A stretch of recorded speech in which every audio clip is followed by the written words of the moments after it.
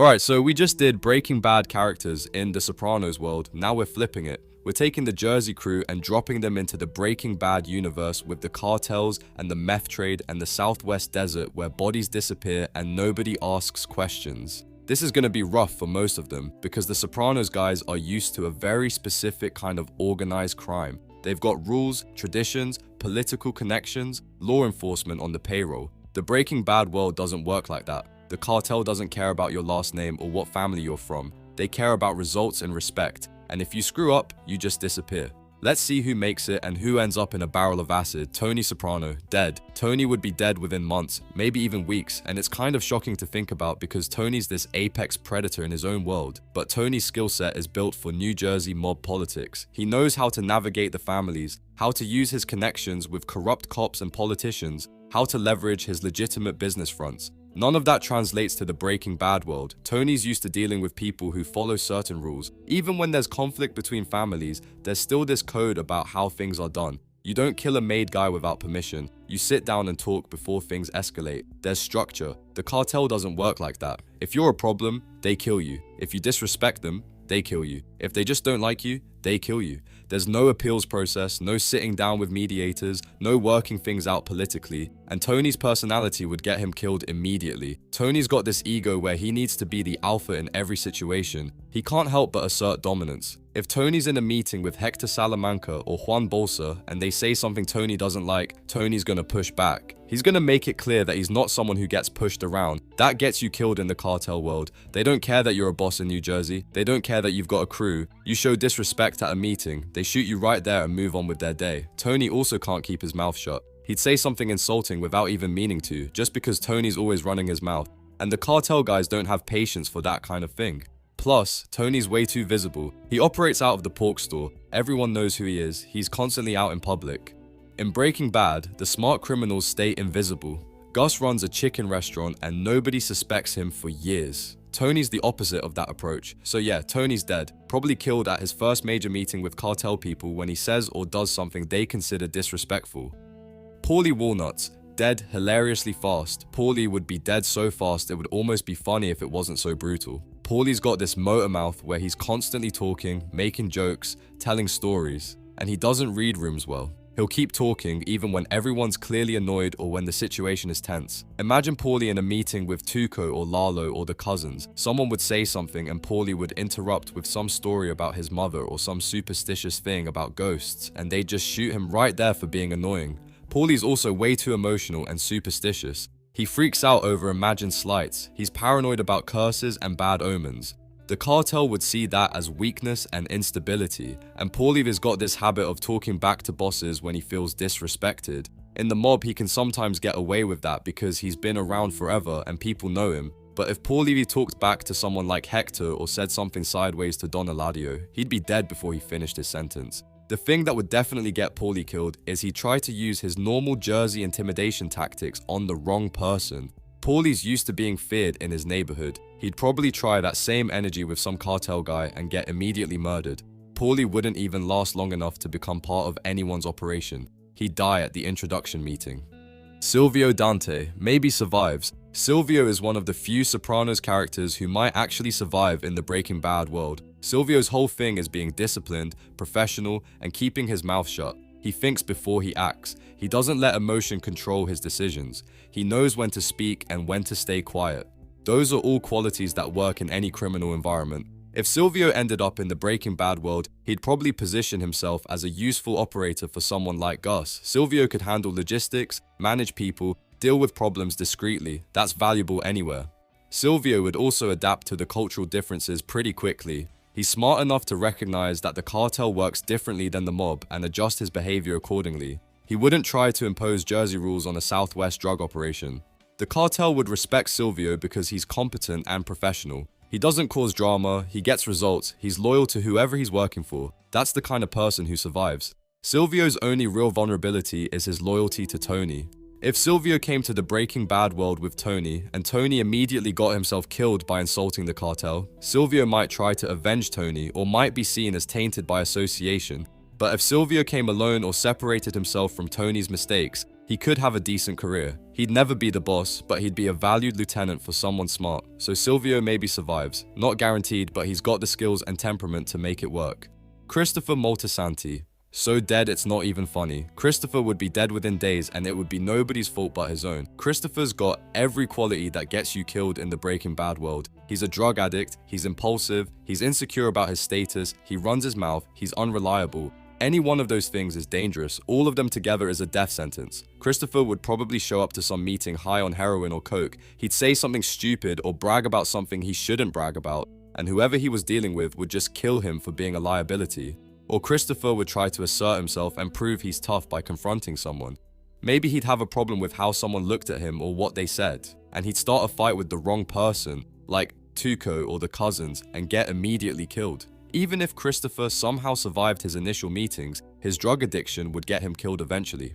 The Breaking Bad world doesn't have patience for unreliable addicts in important positions. Gus would kill him, the cartel would kill him, even someone like Mike would probably kill him just for being a constant problem. Christopher's got ambitions to be more than just a soldier, but he doesn't have the discipline or stability to achieve those ambitions.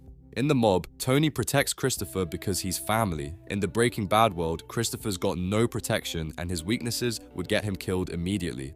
Richie Aprile, dead but he goes out swinging. Richie would be dead pretty quick, but at least he'd fight before going down. Richie's problem is he's violent, aggressive, and he doesn't recognize when he's outmatched. He's got this pride where he thinks his reputation and his toughness should make people respect him, and when they don't, he gets violent. In the Breaking Bad world, that attitude gets you killed. If Richie tried to intimidate someone like Lalo or the cousins, they'd just kill him. They wouldn't be impressed by his stories about how tough he is or how much time he did in prison. Richie would probably die in some confrontation where he refuses to back down. Maybe someone disrespects him and Richie can't let it go, so he escalates until someone shoots him. The difference between Richie and someone like Paulie is that Richie would actually fight. If the cousins came after him, Richie would grab a weapon and try to defend himself. He wouldn't just die confused and scared, he'd die fighting. But ultimately, Richie's too impulsive and aggressive to survive long. The cartel doesn't respect that kind of unpredictable violence. They'd see him as a problem and eliminate him before he caused real damage. Ralph Cifaretto, dead for talking. Ralph would get killed specifically because he can't shut up and he makes inappropriate jokes at the worst possible times. Ralph's that guy who thinks he's funnier than he actually is. He'd be in some serious cartel meeting and make a joke about something, and he'd laugh at his own joke, and then he'd realize nobody else is laughing, and then they'd shoot him. The cartel doesn't appreciate Ralph's kind of humor. They're not gonna sit there while Ralph does impressions from Gladiator or makes jokes about horses or whatever weird thing Ralph's fixated on that week. Ralph also doesn't read social situations well. He doesn't understand when to be serious and when it's appropriate to be casual. In the mob, people tolerate Ralph because he's a good earner. In the Breaking Bad world, being a good earner doesn't give you permission to disrespect people at meetings. If Ralph somehow survived long enough to actually work with someone, his cruelty and weird behavior would eventually get him killed anyway. Remember, Ralph beats a dancer to death and lights a horse on fire. That kind of random cruelty doesn't fly in an organization run by someone like Gus, who values professionalism. So Ralph's dead, probably at his first important meeting when he makes a joke that doesn't land and someone decides they've heard enough. Furio Giunta, absolute survivor. Furio is probably the Sopranos character who do best in the Breaking Bad world because Furio's basically the Italian version of Mike Ehrmantraut. Furio's calm, loyal, competent, and professional. He doesn't talk unless he needs to. He does his job efficiently without causing unnecessary problems. He's tough when he needs to be, but he's not needlessly violent or aggressive. Those qualities work anywhere in the criminal world. If Furio ended up working for Gus, Gus would love him. Furio would be like a better version of Victor or Tyrus, someone who just gets the job done without complications. The cartel would respect Furio too because Furio understands hierarchy and respect. He wouldn't try to assert himself or cause problems, he'd just be the reliable enforcer who handles whatever needs handling. Furio's also adaptable. He came from Italy to New Jersey and adjusted to American mob culture. He could do the same thing coming to the Southwest. He'd learn how the cartel operates and adjust his behavior accordingly. Furio would probably have a long, successful career in the Breaking Bad world. He'd make good money, stay out of trouble, and eventually maybe even level up to a position of more responsibility if he worked for someone who recognized his value. So Furio's not just surviving, he's thriving. He's one of the few Sopranos characters whose skill set translates perfectly to the Breaking Bad world. Bobby Bacala surprisingly survives. Bobby might actually survive, and this is surprising because Bobby seems soft compared to a lot of the other Sopranos characters. But Bobby's got qualities that work well in the Breaking Bad world. He's not flashy, he's not impulsive, he keeps a low profile, he does his job competently without drawing attention to himself. Bobby would probably end up running some quiet operation, maybe something like the Vamonos Pest Crew, some legitimate looking business that serves as a front for criminal activity.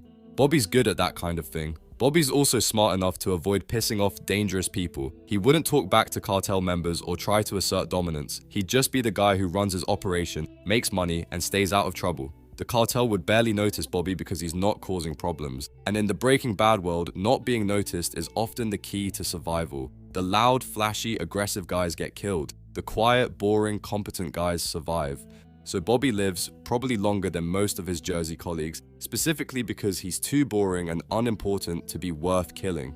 Uncle Junior, gone immediately. Junior would be dead so fast because Junior doesn't understand the modern criminal world even in his own environment, let alone in a completely different culture. Junior's stuck in old school mob thinking from like the 1960s. He doesn't adapt to new situations. He doesn't understand how to operate in environments that don't follow traditional mob rules. If Junior tried to navigate the cartel world, he'd constantly be saying and doing things that are disrespectful by cartel standards. He'd make comments about people not being up to his standards. He'd question orders from people he doesn't think are qualified to give him orders. And the cartel would just kill him. They wouldn't try to explain why he's wrong or give him a chance to adjust. They'd just eliminate the problem. Junior's stubborn refusal to adapt to new realities is what gets him in trouble in The Sopranos too, but he survives because he's got history and connections that protect him. In the Breaking Bad world, he'd have none of that protection and his stubbornness would get him killed immediately. Johnny Sack and Carmine actually do fine. Johnny Sack and Carmine Lupatazzi are two of the few Sopranos characters who'd actually do well in the Breaking Bad world. These guys are more sophisticated in their approach to crime. They're not street level guys, they're more like executives. They understand how to do business with different organizations, how to maintain professional relationships, how to negotiate deals. In the Breaking Bad world, they'd probably operate at a distance similar to how Lydia operates. They wouldn't be directly involved in the drug production or distribution. They'd be facilitating deals, managing relationships between different groups, handling the business side of things. Gus would probably work with them because they're professional and reliable.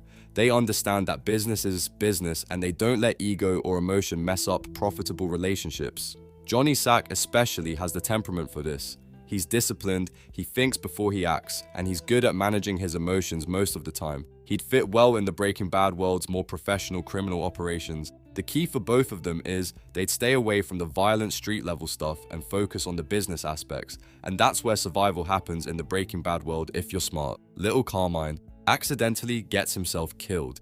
Little Carmine would get killed by accident just because he can't communicate clearly. Little Carmine's got this habit of using malapropisms and saying things that don't quite make sense. He thinks he's being profound, but he's actually just confusing everyone. Imagine little Carmine trying to negotiate with Gus or explain something to the cartel. He'd start with some garbled metaphor about the sacred and the propane, or talk about how we're at the precipice of an enormous crossroads. And Gus, or whoever he's talking to, would just stare at him, trying to figure out what the hell he's saying. Eventually they decide little Carmine is either mocking them or is too stupid to be useful, and they'd have him killed. Little Carmine wouldn't even understand why he's being killed. He'd think the meeting went great because he got to use all his favorite pseudo-intellectual phrases. Meanwhile, Mike would be loading him into a car to take him to the desert, so little Carmine dies, not because he's particularly offensive or dangerous, but just because he's so confusing that people assume he's a problem and eliminate him. The survival pattern. Looking at who survives and who doesn't, the pattern is pretty clear. The professional, disciplined, quiet guys survive. Furio, Silvio, Bobby, Johnny Sack. They all share qualities of professionalism and self-control, but the loud, aggressive, impulsive guys all die. Tony, Paulie, Christopher, Richie, Ralph, they're all too much for the Breaking Bad world. They cause problems, they don't respect a different culture, they run their mouths. The Breaking Bad world rewards competence and punishes flash and ego. You survive by being useful and not causing problems. You die by being loud, disrespectful, or unreliable. Most of the Sopranos crew would struggle because they're used to operating in a world where their reputation and connections protect them. In the Breaking Bad world, none of that matters. The cartel doesn't care that you're a captain in the DeMeo family. They only care whether you're useful or a problem. The guys who do best are the ones who understand they're in a foreign environment and need to adapt. Furio would adapt, Silvio would adapt, Bobby would stay quiet and avoid trouble. Those approaches work. But guys like Tony, who need to be the alpha, or Paulie, who needs to be the center of attention, or Christopher, who's too unstable to be reliable, they're all dead within their first season in the Breaking Bad world. Let me know in the comments who you think I got wrong, or if there are other Sopranos characters who should be on this list. These crossover scenarios are always fun because they show how much environment matters for survival in these different criminal worlds.